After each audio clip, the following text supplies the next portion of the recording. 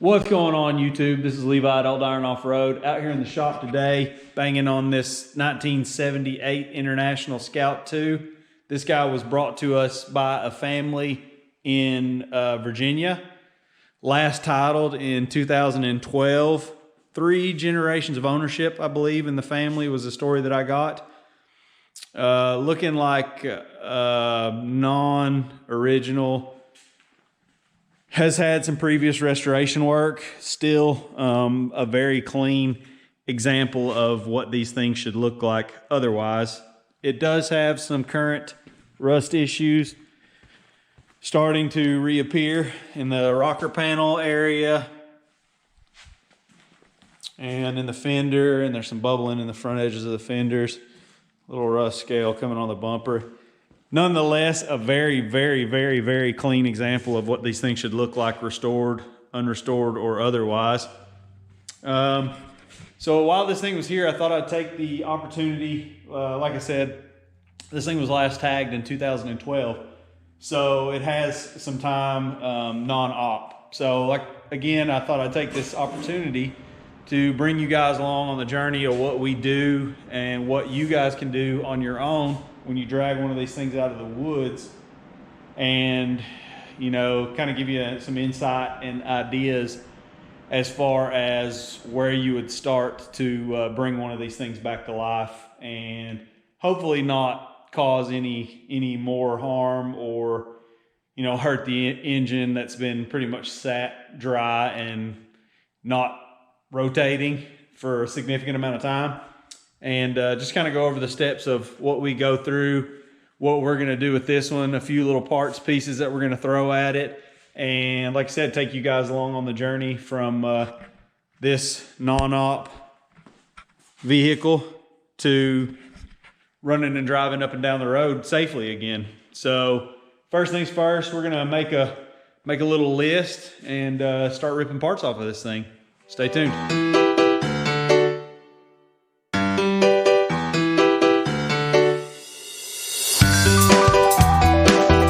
So we've got our list written down. What I like to do is I actually like to tape the list right here to the windshield.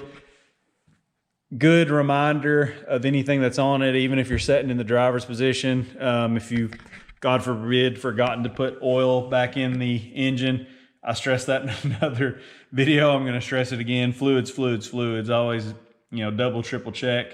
Write yourself little stupid notes on your hand, on the windshield, somewhere where it's visible and you're easily reminded that you've potentially forgot something. Last thing you want to do is forget. It could happen, and it wouldn't make you an idiot. Honestly, it's just, things happen. They're called accidents for a reason.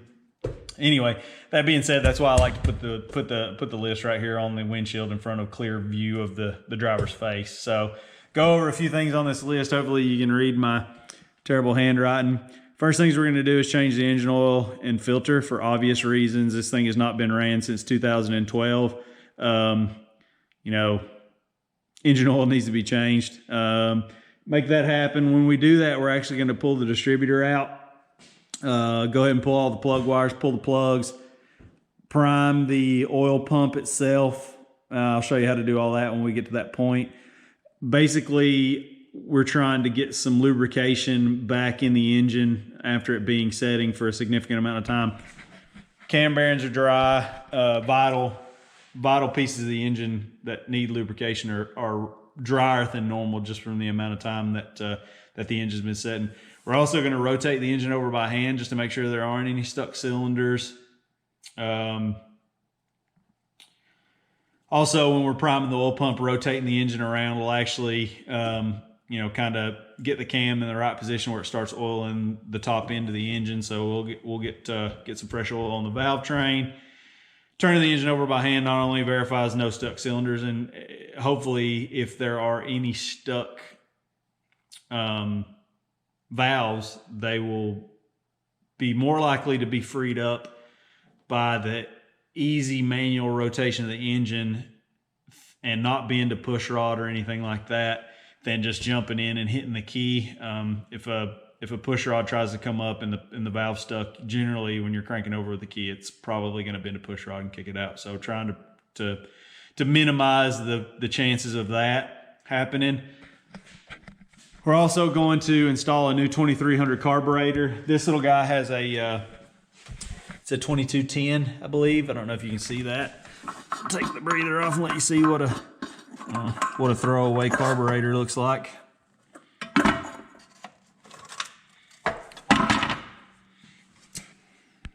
That is a Holley 2210. They're good for door stops. I used to actually really like those carburetors, and if you've got a couple of them, you can usually make one. They've actually got a really weird power valve system in them that is very dependent on vacuum. And the power valve piston basically, it's a steel rod that rides in a pot metal bore. And you can imagine over time that thing cycling up and down wears the bore out. So they get to the point where they don't really hold vacuum well. So basically the power valve stays applied all the time and creates a really rich condition.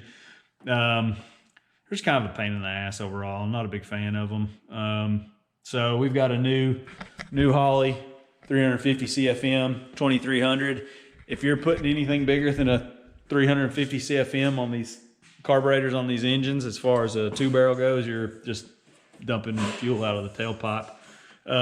A built 345 can handle a 500 CFM Holley, but it'll still be a little piggy. So 2300 carb install. We're going to remove the fuel tank. Now that's another obvious. This thing's been sitting since 2012. That's a lot of time to allow moisture and debris to accumulate in the tank. And the last thing we want to do is, jam up a new filter, plug up fuel lines, jam up a new carburetor with garbage from a tank. Now, the tank may be completely fine. I don't know until I drop it. So rather than even checking, I'll go ahead and purchase got a poly tank on standby. A lot of guys cry around about these things leaking.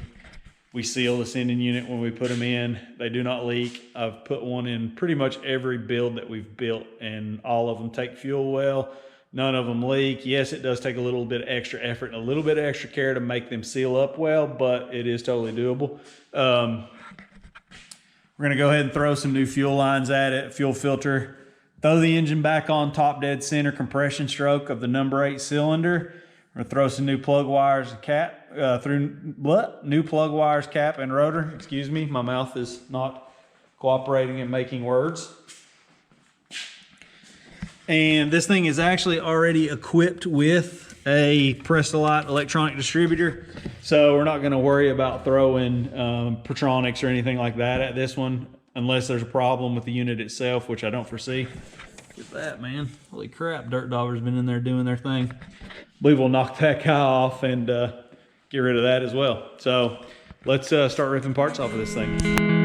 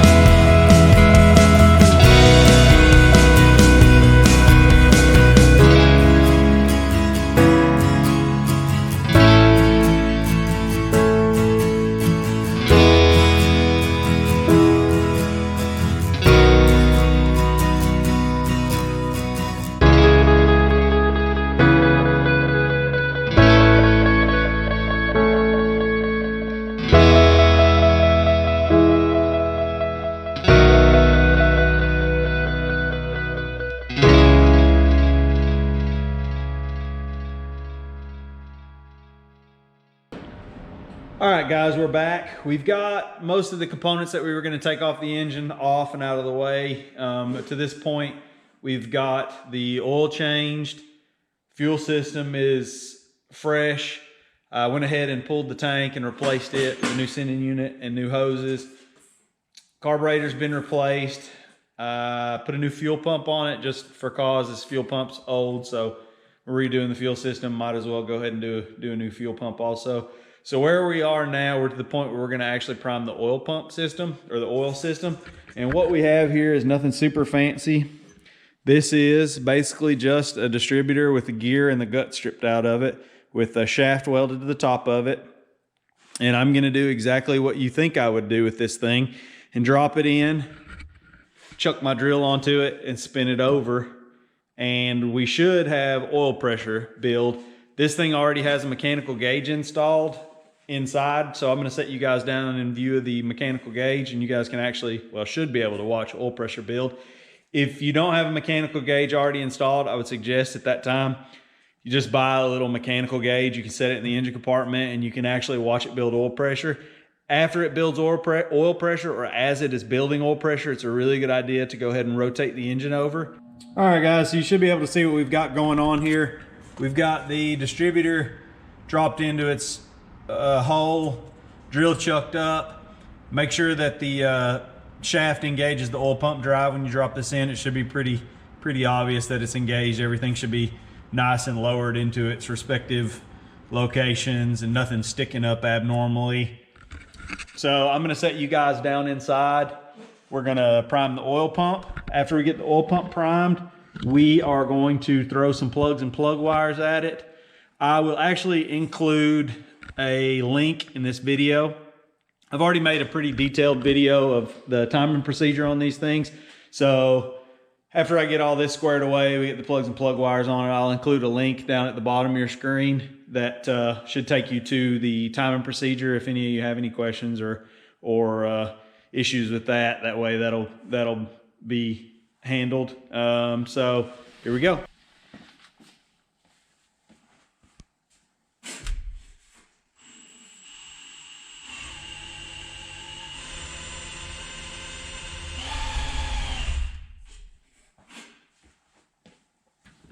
All right, guys, so that engine looked like it built oil pressure. I'm gonna prime it a couple of more times and actually rotate the engine over as I'm doing so. After we finish that up, I'm gonna set you guys down and we're gonna throw plugs, plug wires, and install the distributor as I mentioned before, and then we'll fire this thing up.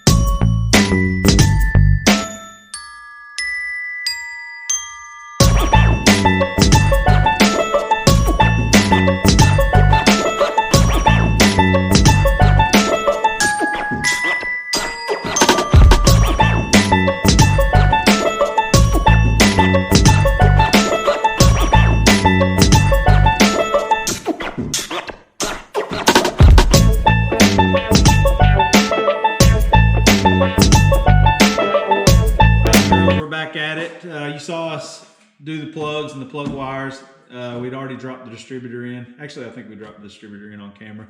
Regardless, I'm going to include a link below to the timing video that we did. So we did a few things off camera, buttoned up a few little items that needed to be checked off, wired in a choke, installed the battery, put fuel in it. So we're actually going to throw some fuel in the carburetor now.